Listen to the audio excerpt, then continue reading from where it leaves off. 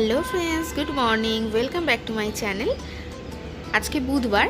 আমি সারাদিন কি করি চলো তোমাদের সাথে শেয়ার করব। আজকে খুব সুন্দর রোদ উঠবে মনে হচ্ছে, ওয়েদারটা খুব ভালো। আজকের ওয়েদারটা কিন্তু ভীষণই ভালো, তাই সকালটাই ব্যালকনি থেকে শুরু করলাম।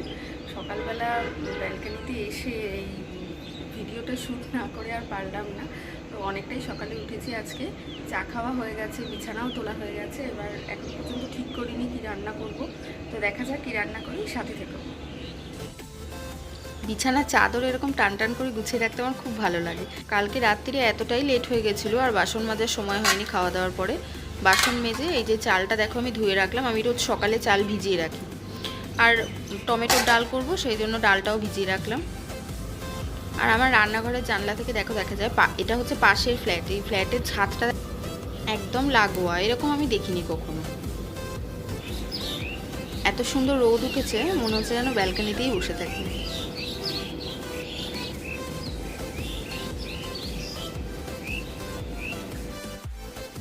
চলো টমেটোর ডালটা করে নিই। আমি ডাল বসিয়ে দিয়েছি সেদ্ধ হওয়ার জন্য। ওই সাদা সাদা যে ফেনাগুলো থাকে সেগুলো ফেলে দিচ্ছি, তারপরে এর মধ্যেই টমেটো দিয়ে দেবো। ডালের সাথেই একেবারে সেদ্ধ হবে টমেটো।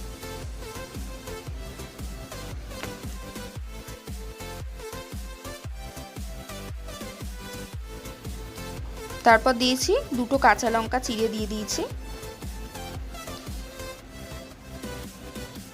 তারপর নুন দিলাম, আর হলুদ দেব, আর সামান্য একটু চিনি দেব।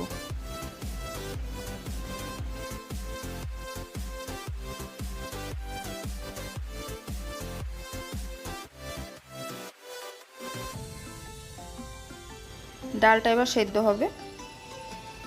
দেখো ডাল সেদ্ধ হয়ে গেছে, আর ডালে আমার কাটা দেওয়াও হয়ে গেছে।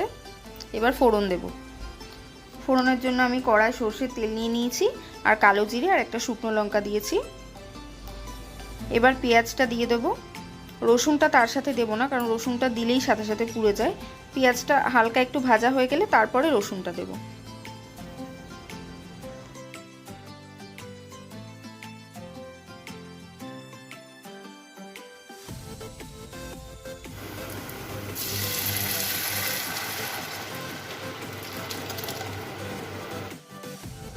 এবার ডালটা কিছুক্ষণ ফুটলেই তারপর নুন মিষ্টি দেখে নামিয়ে দেবো। এই টমেটোর ডালটা খেতে জাস্ট অসাধারণ হয়।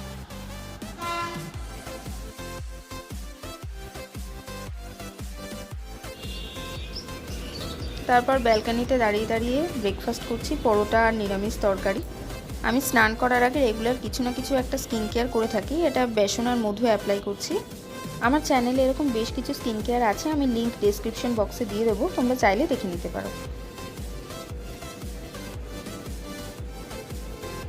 একটা বেশিক্ষণ মেখে রাখি না, আমি 5-7 মিনিট রাখি, একটু ড্রাই হয়ে গেলে তারপরে ধুয়ে দিই। তো চলো স্নান করে আবার আসছি তোমাদের সামনে। আমি উইন্টারে ভেজলিনের এই ময়শ্চারাইজারটা ইউজ করি, খুবই ভালো। অল টাইম স্কিনটা এরকম ময়েশ্চার থাকে, একদমই ড্রাই হয় না, খুবই ভালো এটা। আর আজকে যেহেতু ওয়্যাক্স করেছি তারপরে ময়শ্চারাইজারটা ইউজ করেছি, সেই জন্য আরও বেশি সফট লাগছে। তো স্নান করার পর আমি পুজো দিতে চলে এলাম। এখানে তো আমি পুজোর খুব একটা সামগ্রী পাই না, তো যতটা পাই যা পাই তার মধ্যেই করার চেষ্টা করি।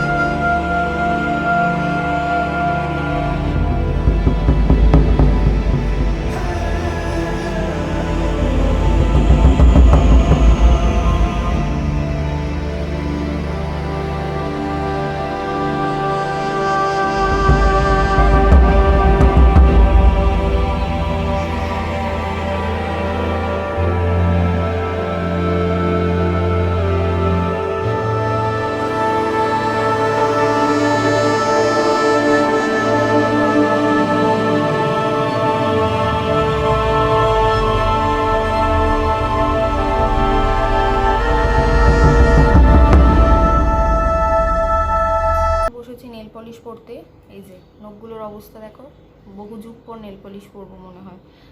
আর এই যে ল্যাকমি রিমুভারটা আমি ইউজ করি, ভীষণ ভালো এটা। কিন্তু এবারে যখন বাড়িতে গেছিলাম ওখান থেকে আমি রিমুভার আনতেই ভুলে গেছিলাম। এবার এসে দেখছি আমার কাছে এই একটা শিশি পড়ে রয়েছে, তার মধ্যে এতটা শেষ হয়ে গেছে। আর এখনো পর্যন্ত ইন্ডিয়ায় যেতে প্রায় মার্চ, এবার মার্চ অবধি জানি না শেষ হয়ে যাবে কি না। শেষ হয়ে গেলে আর কিছু করার নেই। আর বাংলাদেশে কি ভালো রিমুভার পাওয়া যায় আমি সেটাও জানি না, ল্যাকমি পাওয়া যাবে কি না সেটাও বলতে পারবো না। তো চলো নেল পলিশটা পরি, আর এই কালারটা পরবো, এটা ওশিয়ার কালারটা দেখো, ভীষণ সুন্দর কালার, ভীষণ মিষ্টি একটা কালার। এত ভালো রিমুভারটা, এরকমভাবে একবার দিলেই সঙ্গে সঙ্গে উঠে যায়। ল্যাকমি রিমুভারই আমি ইউজ করি অনেক দিন ধরে, খুব ভালো এটা। বাবা এই হাতে তো নেল পলিশই নেই, আমি শুধুই ঘষে যাচ্ছি, মানে অভ্যেস আর কি। আগে তো জলের কোনো কাজ করতাম না, আর বাংলাদেশে আসার পর সব কাজই করতে হয়, রান্না করা থেকে শুরু করে বাসন মাজা থেকে শুরু করে সব কাজই তো আমাকেই করতে হয়। আর তার জন্য মানে যেহেতু পুরোটাই জলের কাজ, তো ডান হাতে নেল পলিশ প্রায় থাকেই না। এবার এতদিনের অভ্যেস, বাঁ হাতটা এরকম করে নেল পলিশ তুলেছি, তোলার পরে দেখছি কি এরকমভাবে ডান হাতটাও তুলছি, তারপরে লক্ষ্য করলাম ডান হাতে তো নেল পলিশই নেই। যাই হোক, দুঃখের কথা একটা শেয়ার করলাম, কি বলবো আর। ওকে, চলো নেল পলিশটা পরে নিই। দেখতে পাচ্ছ কালারটা দেখতে পাচ্ছ? এটা একটা কোট দিয়েছি, দুটো কোট দেবো।